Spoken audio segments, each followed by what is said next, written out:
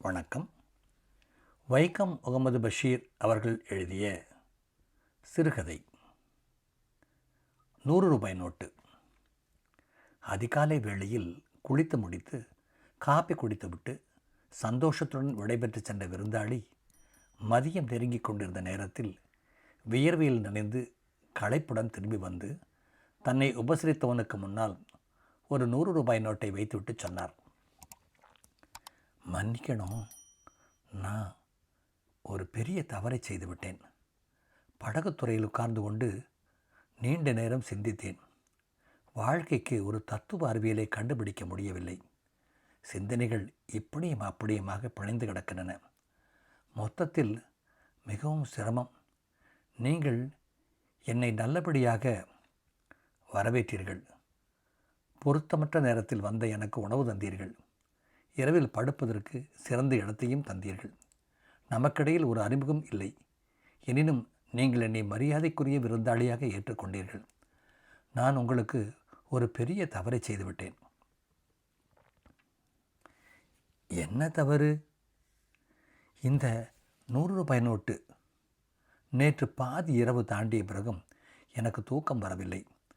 நான் இந்த உலகத்தை பற்றியும் வாழ்க்கையை பற்றியும் சிந்தித்து கொண்டு படுத்திருந்தேன். மனதில் அமைதி இல்லை. விளக்கு எரிந்து கொண்டிருந்தது. நான் படுக்கையில் எழுந்து உட்கார்ந்தேன். எதையாவது வாசிக்கலாம் என்று நினைத்தேன். புத்தகங்கள் அடுக்கி வைக்கப்பட்டிருந்த உங்களுடைய அலமாரி பூட்டப்படாமல் இருந்தது. நான் அதை திறந்தேன்.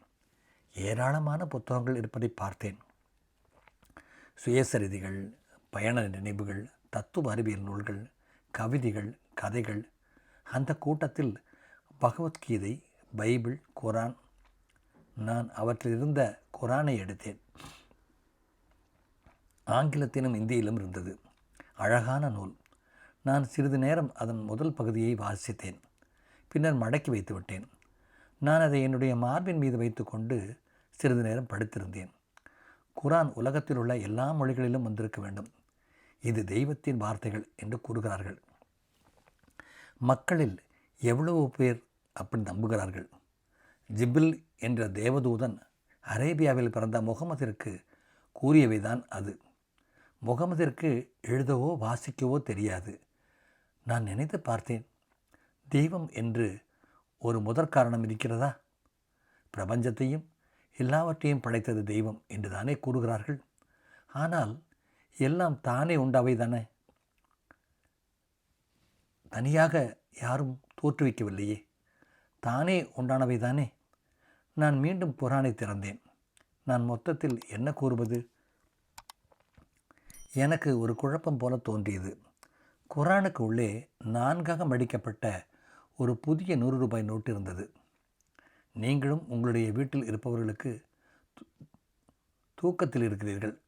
நான் நோட்டை எடுத்து என்னுடைய பாக்கெட்டில் வைத்துவிட்டு குரானை திரும்பவும் அலமாரியில் வைத்தேன். பிறகு விளக்கை அணைத்துவிட்டு படுத்து விட்டேன். இன்று காலையில் குளித்து முடித்து காப்பி தந்து நீங்கள் என்னை சந்தோஷத்துடன் வழி அனுப்பி வைத்தீர்கள். வழிச்செலவிற்கு காசு இருக்கிறதா என்று நீங்கள் கேட்டீர்கள். இருக்கிறது என்று நான் சொன்னேன். என்னுடைய மனதில் குழப்பம் நிறைந்திருந்தது. நான் திருடன்.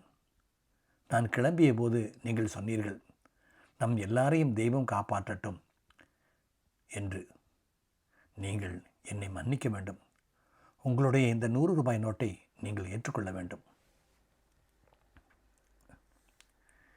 என்னை உபசரித்தவர் 100 ரூபாய் நோட்டை கையில் எடுத்து சிந்தனையில் மூழ்கியவாறு உட்கார்ந்து விட்டார். பிறகு சொன்னார், பரவாயில்லை, இந்த நோட்டில் ஒரு ஏமாற்றிய கதை இருக்கிறது. எது எப்படியோ நீங்கள் சாப்பிட்டு முடித்து வெயில் குறைந்த பிறகு போனால் போதும். நான் இந்த 100 ரூபாய் நோட்டை குரானுக்குள் வைத்திருக்கக்கூடாது. வாசித்து கொண்டிருந்த போதே அடையாளத்திற்காக வைத்தேன். பிறகு மறந்துவிட்டேன். நீங்கள் இதை எடுத்துக்கொண்டு போகாமல் திரும்பவும் வந்தது நல்லது தான்.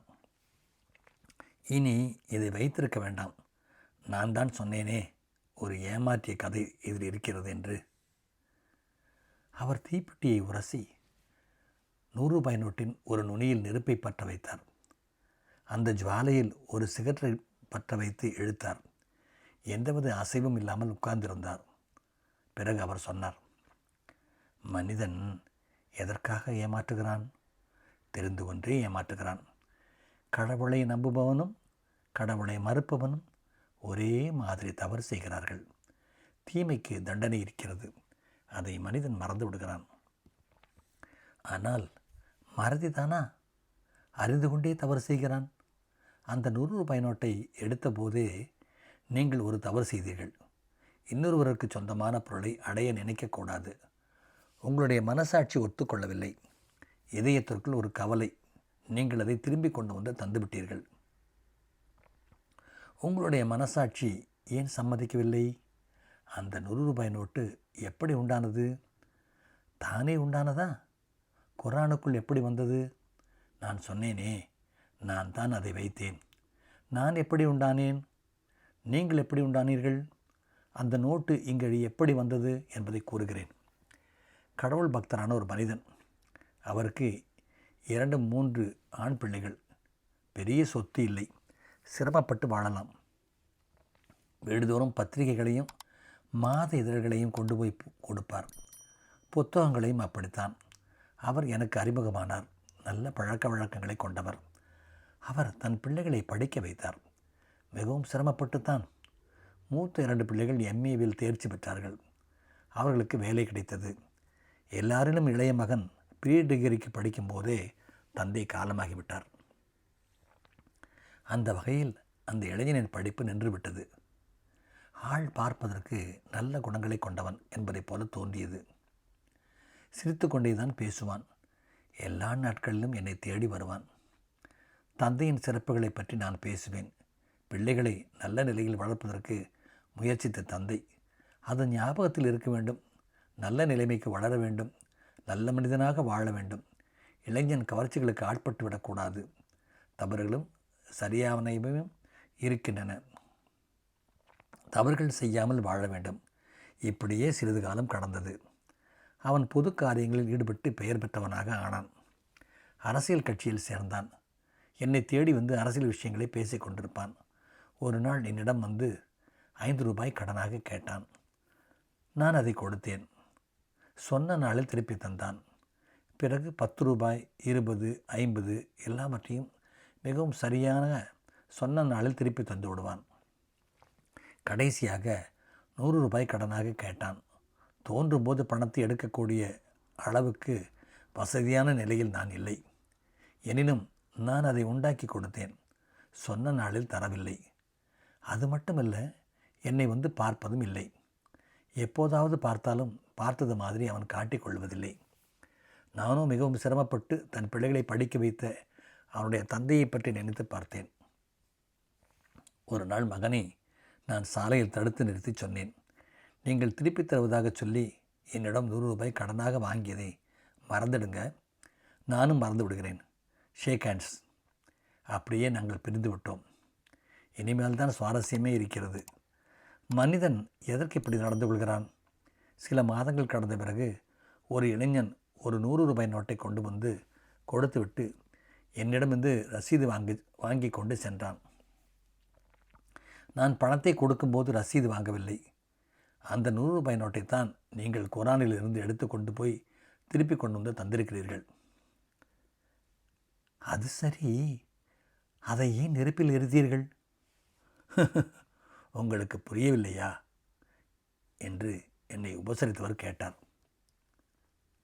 அது கள்ள நோட்டு. கள்ள 100 ரூபாய் நோட்டு. நிறைவு பெற்றது.